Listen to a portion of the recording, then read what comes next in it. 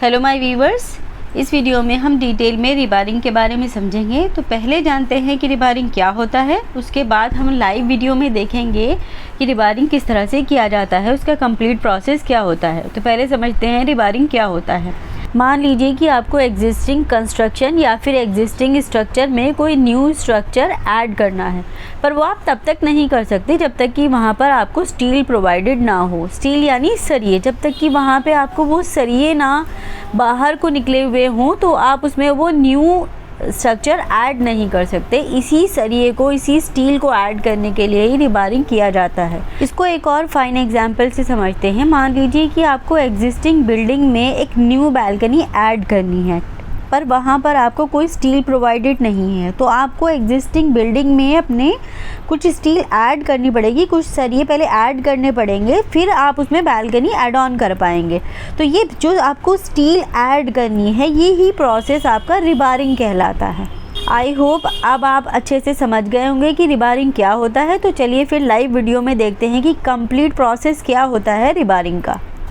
रिबारिंग के लिए आपको 4 स्टेजेस करने होते हैं। Number 1 drilling, number 2 cleaning, number 3 chemical insertion और नंबर 4 होता है आपका स्टील इंसर्शन। आइए देखते हैं डिटेल में 1 बाय 1 कि कैसे कैसे क्या करना है। तो सबसे पहले अब हम करेंगे मार्किंग।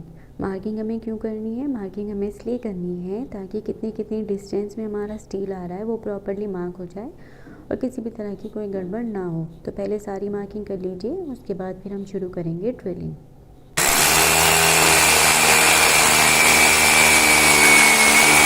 ड्रिलिंग करते टाइम जो पॉइंट ध्यान में रखना है वो ये कि हमारा ड्रिलिंग 4 to 5 इंच डीप होना चाहिए ताकि उसमें स्टील अच्छे से फिक्स हो सके। अब नेक्स्ट स्टेप आता है हमारा क्लीनिंग का।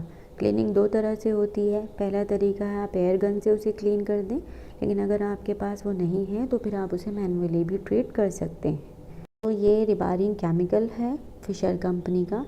बेसिकली ये एक ट्यूब होता है, तो इस ट्यूब को एक गन होता है जो केमिकल फिल करने के लिए होता है, उसमें इंसर्ट कर देते हैं, फिर जिससे केमिकल फिल हो जाता है। देखते हैं, हमारी फिलिंग गन है। इस गन में हमने वो केमिकल ट्यूब, वो कार्ट्रिज इंसर्ट कर दिया है। तो जब हम ये अब ट्रिगर दबाएंगे तो केमिकल बाहर आएगा, इसलिए हम इसके आगे नोजल फिक्स कर देते हैं।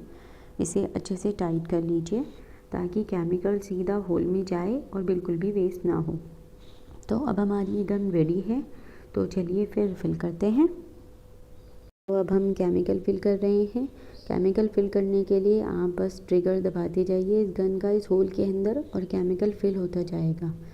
तो अब इसमें बात ध्यान रखने वाली ये है कि होल के अंदर आप जैसे ही केमिकल फिल करते हैं तो आप साथ के साथ उसमें स्टील भी डालते जाइए, यस, ताकि वो अच्छे से सेट हो जाए। और जब आप स्टील डालें उसे बाहर से भी आप थोड़ा सा पुश कीजिए ताकि उसकी वो अंदर तक चला जाए, ठीक है। और उसके मुंह पर भी थोड़ा सा आप केमिकल लगा दीजिए ताकि बिल्कुल बाहर से भी और अंदर से भी वो बिल्कुल सेट हो जाए, यस। तो यही काम आपने सारा 1 बाय 1 एक एक होल में करना है। तो हम 1 बाय 1 करके पूरा ये तैयार करके फिर आपको दिखाते हैं। गाइस, ये हमारा रिबारिंग वर्क कंप्लीट हो गया है। हमने एक एक स्टील को केमिकल के थ्रू फिक्स कर दिया है। इसके बाद स्टील की बाइंडिंग कर देंगे और इसके बाद इस पर कास्टिंग हो जाएगा कंक्रीट का, जिससे इसकी लोड बेयरिंग कैपेसिटी ज़्यादा हो गई है।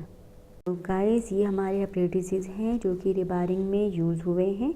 तो सबसे पहले नंबर पे है ये केमिकल ट्यूब, दूसरे नंबर पे है ये केमिकल फिलिंग गन, ये उसका नोज़ल है, और तीसरे नंबर पे है ये हमारी ड्रिलिंग मशीन जो कि बॉस कंपनी की है, जिससे हमने सारा ड्रिलिंग किया है। So I hope you like the video. Please like, share and subscribe for more videos. Thank you.